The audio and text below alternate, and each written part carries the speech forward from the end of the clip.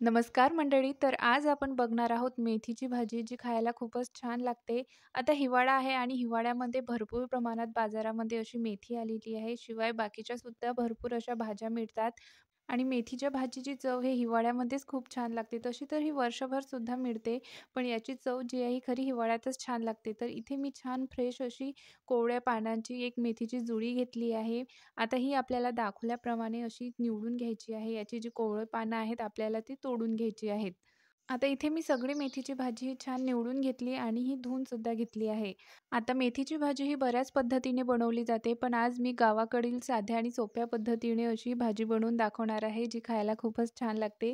आता मेथीसोबत आपल्याला एक बटाटा घ्यायचा आहे आणि इथे मी काही छोटेसे असे टोमॅटो घेतले आहेत, ज्याची चव खूप छान लागते. तर इथे मेथी आपल्याला छान बारीक कट करून घ्यायची आहे. सोबतच जो आलू घेतला होता त्याच्यावरची साल काढून घ्यायची आहे आणि हा सुद्धा आपल्याला बारीक कट करून घ्यायचा आहे आणि पाण्यामध्ये मी घातला आहे जेणेकरून तो काळा पडणार नाही. त्यानंतर इथे मी छोटे टोमॅटो घेतले आहे. याचे असे 2 भाग करून घेतले आहेत.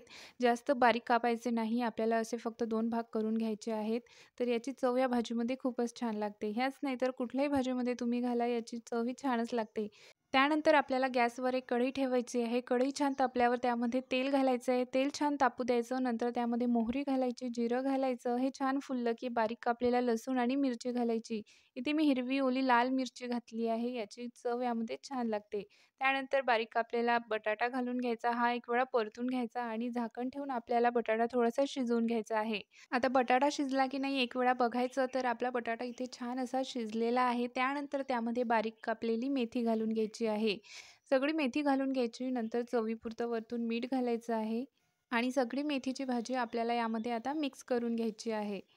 भाजी थोडीशी आपल्याला यामध्ये मिक्स करून शिजवून घ्यायची आहे. त्यानंतर आपल्याला याच्यामध्ये बारीक कट केलेले टोमॅटो घालायचे आहे आणि हे सुद्धा छान असे यामध्ये मिक्स करून घ्यायचे. त्यानंतर झाकण ठेवून एक वाफ काढून घ्यायची. तर इथे आपले टोमॅटोसुद्धा छान असे शिजलेले आहेत. त्यानंतर यावरती आपल्याला भाजलेल्या दाण्याचं कूट घालून घ्यायचं आहे.